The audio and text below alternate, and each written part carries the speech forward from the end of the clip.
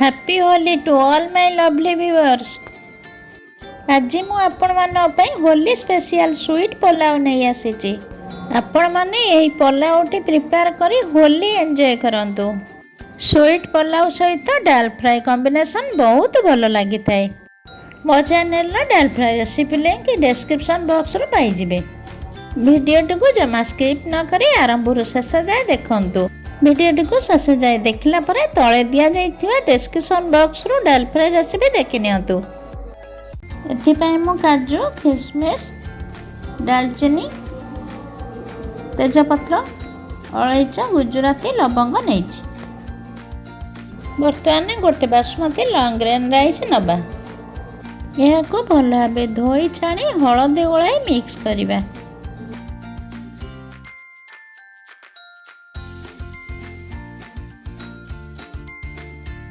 बर्तमान गोटे plate marinate करथिबा rice को किछि समय सुखावा पय रखिदबा। आपण याको रूम टेम्परेचर रे रखिबे। बर्तन एथर गैस रे पैन बसाई किछि देसी घी देबा।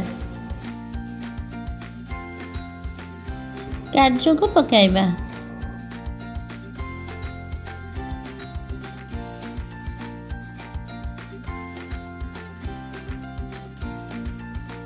काजू अल्प हो आसला किशमिश पकाई ताको भाजी नबा।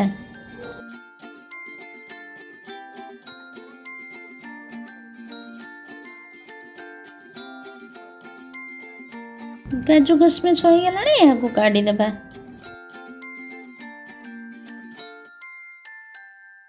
बर्तमान से पैन ले अल्प किछि घी दबा। दुईटी तेजपत्र दे दबा। गुजराती देबा। बड़ अलैच भी ऐड करबा। दालचीनी और लवंग ऐड कर देबा। ये सब गोटे साइड करी घी रे गोटे स्पून चीनी दबा। चीनी को कैरेमेल करबा जहाँ कि पुलाव कलर गोल्डन आसीबो।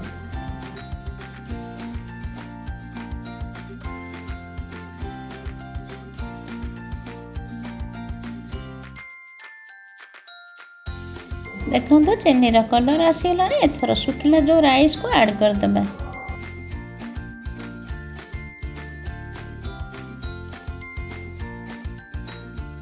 बर्तमान यहाँ को भाजीबा। केते सुंदर फ्लेवर आसुचे यार।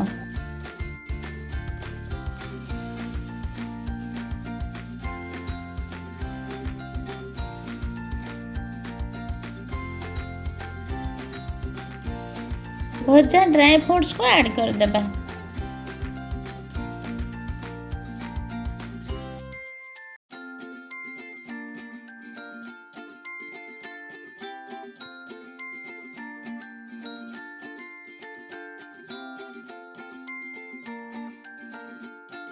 अल्प किछि लूण दे देबा।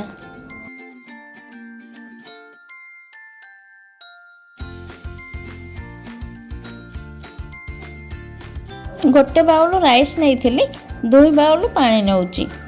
जेतिकी राइस नेबे तार डबल क्वांटिटी पानी नेबे।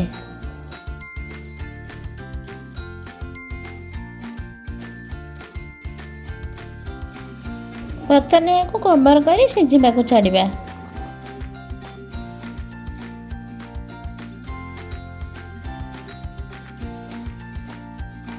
बर्तमान कवर काढ़ी दालचीनी पाउडर और चीनी को ऐड कर देबा। आपण जो अनुसार मीठा खाइबे से अनुसार चीनी देबे। एटा जेहेतु मीठा बोलो अधिक क्वांटिटी चीनी देले टिके बहुत टेस्टी होई थाई। बर्तमान याको कवर करी पुणी किछि समय छाड़ी देबा।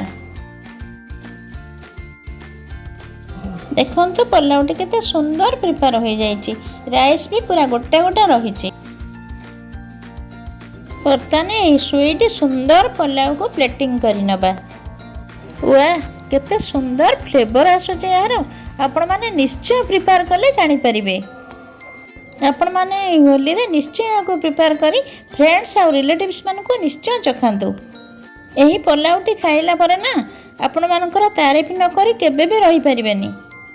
डाल फ्राई रेसिपी बर्तमान मो डिस्क्रिप्शन बॉक्स रो देखि नियंतु। स्वीट पुलाव और डाल फ्राई रो कॉम्बिनेशन बहुत भल आसी थाए। ଏହାକୁ ପ୍ରିପେୟାର କରି ହୋଲିର ମଜା 2 ଗୁଣ ବନାନ୍ତୁ। ଭିଡ଼ିଓଟିକୁ ଶେଷ ଯାଏ ଦେଖିଥିବାରୁ ଥ୍ୟାଙ୍କ ୟୁ।